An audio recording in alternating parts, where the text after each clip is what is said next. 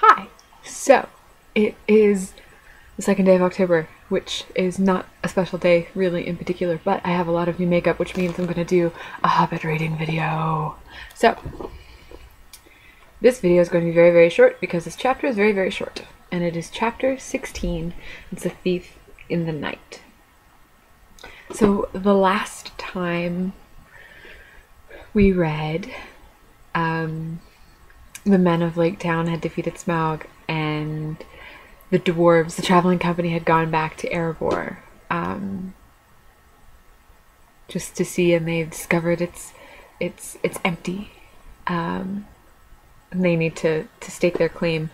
And the men of Lake Town, and combined with the forces of the woodland elves, have set out kind of an ultimatum to the dwarves in Erebor, saying, look, we're entitled to just as much of that treasure as you are. We'll even take less than what we think we're owed. We just need to rebuild our town. And Thorin is adamantly saying no and kind of being a jerk about it. And that's the last place we left. So, chapter 16, A Thief in the Night. Now the days passed slowly and wearily.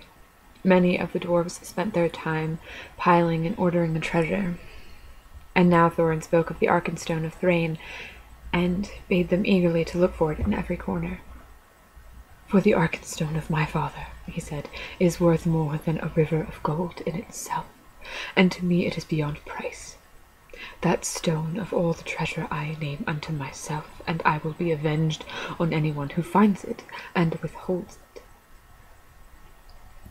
Bilbo heard these words, and he grew afraid, wondering what would happen if the stone was found, wrapped in an old bundle of tattered oddments that he used as a pillow. All the same, he did not speak of it, for as the weariness of the days grew heavier, the beginnings of a plan had come into his little head. Things had gone on like this for some time, when the ravens brought news that Dane and more than 500 dwarves, hurrying from their iron hills, were now within about 2 days' march of Dale, coming from the northeast. "But they cannot reach the mountain unmarked," said Rock, "and I fear lest there be battle in the valley. I do not call this counsel good. Though they are grim folk, they are not likely to overcome the host that besets you, and even if they did so, what will you gain? Winter and snow is hastening behind them. How shall you be fed without the friendship and goodwill of the lands about you? The treasure is likely to be your death, though the dragon is no more." But Thorin was not moved. "Winter and snow will bite both men and elves," he said, "and they may find their dwelling in the waste grievous to bear. With my friends behind them and winter upon them, they will perhaps be in softer mood to parley with." That night, Bilbo made up his mind. The sky was black and moonless. As soon as it was full dark, he went to a corner of an inner chamber just within the gate, and drew from his bundle a rope, and also the Arkenstone wrapped in a rag. Then he climbed to the top of the wall.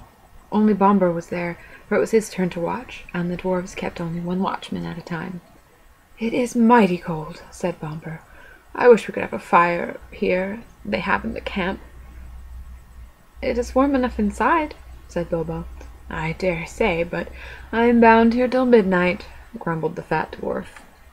"A sorry business altogether. Not that I venture to disagree with Thorin. May his beard grow ever longer. Yet he was ever a dwarf with a stiff neck." "Not as stiff as my legs," said Bilbo. "I'm tired of stairs and stone passages. I would give a good deal for the feel of grass at my toes." "I would give a good deal for the feel of a strong drink in my throat, and for a soft bed after a good supper.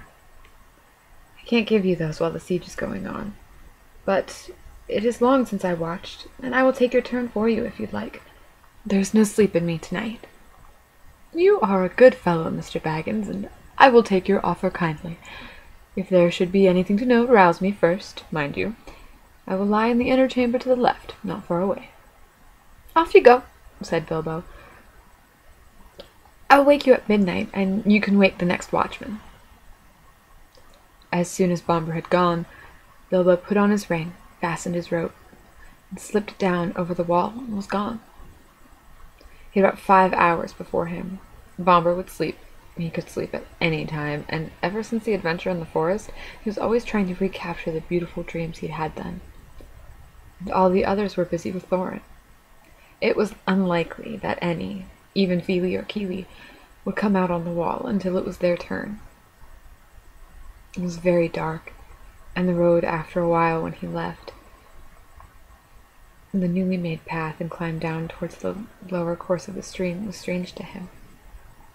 At last he came to the bend where he had to cross the river he was to make for the camp as he wished. The bed of the stream was there shallow, but already broad, and fording it in the dark was not easy for the little hobbit. He was nearly across when he missed his footing on a round stone and fell into the cold water with a splash. He had barely scrambled out on the far bank, shivering and spluttering, when up came elves in the gloom with bright lanterns and searched for the cause of the noise. "That was no fish," one said. "There is a spy about. Hide your lights. They will help him more than us, if it is that queer little creature that is said to be their servant." "Servant indeed," snorted Bilbo, and in the middle of his snort he sneezed loudly, and the elves immediately gathered towards the sound. "Let us have a light," he said. "I am here if you want me," and he slipped off his ring and popped from behind a rock. They seized him quickly, in spite of their surprise. "Who are you? Are you the dwarves' hobbit? What are you doing? How did you get so far past our sentinels?" they asked one after another. "I am Mr. Bilbo Baggins," he answered, "companion of Thorin if you want to know. I know your king well by sight, though perhaps he doesn't know me to look at it. But Bard will remember me, and it is Bard I particularly want to see." "Indeed," said they, "and what may be your business?" "Whatever it is, it's my own, my good elves. But if you wish ever to get back to your own woods from this cold, cheerless place," he answered, shivering, "you will take me alone, quick to a fire where I can dry, and then you will let me speak to your chiefs as quick as may be. I have only an hour or two to spare."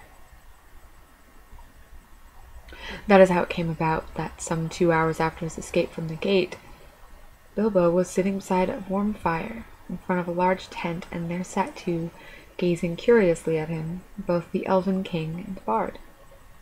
A hobbit in elvish armor, partly wrapped in an old blanket, was something new to them. "Really, you know," Bilbo was saying in his best business manner, "things are impossible. Personally, I am tired of the whole affair. I wish I was back in the West in my own home, where folks are more reasonable. But I have an interest in this matter, 1/14th share, to be precise, according to a letter which, fortunately, I believe I have kept." He drew from a pocket in his old jacket, which he still wore over his mail, crumpled and much folded, Thorin's letter that had been put under the clock on his mantelpiece in May. "A share in the profits, mind you," he went on. "I am aware of that. Personally, I am only too ready to consider all your claims carefully and deduct what is right from the total before putting it in my own claim. However, you don't know Thorin Oakenshield as well as I do now.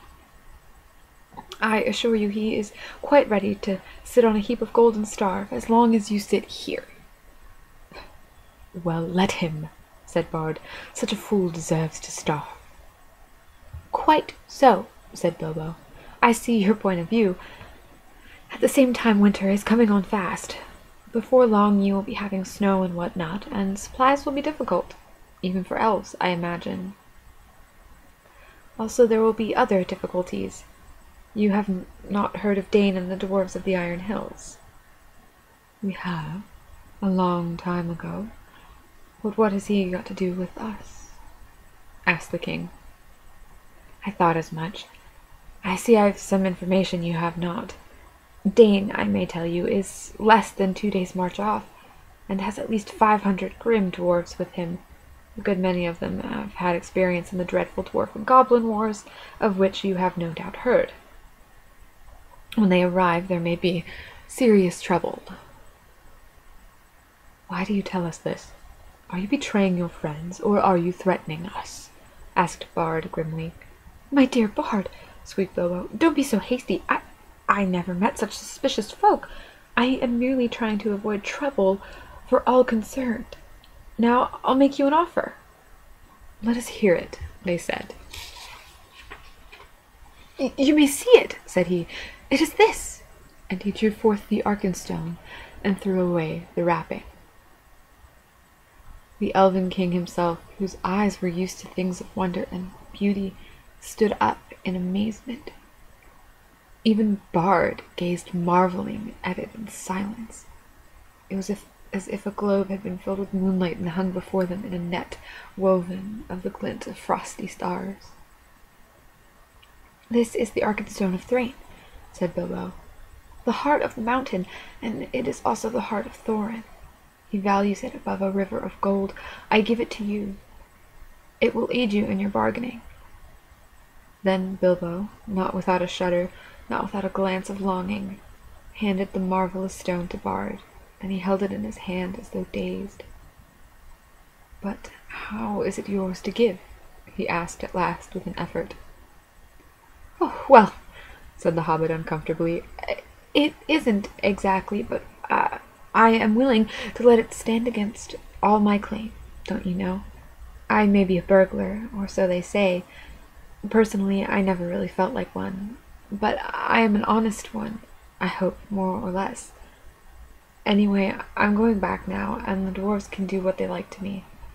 I hope you will find it useful. The Elven King looked at Bilbo with new wonder. Bilbo Baggins, he said, you are more worthy to wear the armor of elf princes than many that have looked more comely in it. But I wonder if Thorin Oakenshield will see it so. I have more knowledge of dwarves in general than you have, perhaps. I advise you to remain with us, and here you shall be honored and thrice welcome. Thank you very much, I am sure, said Bilbo with a bow, but I don't think I ought to leave my friends like this, after all we've gone through together. And I promised to wake old Bombur at midnight, too.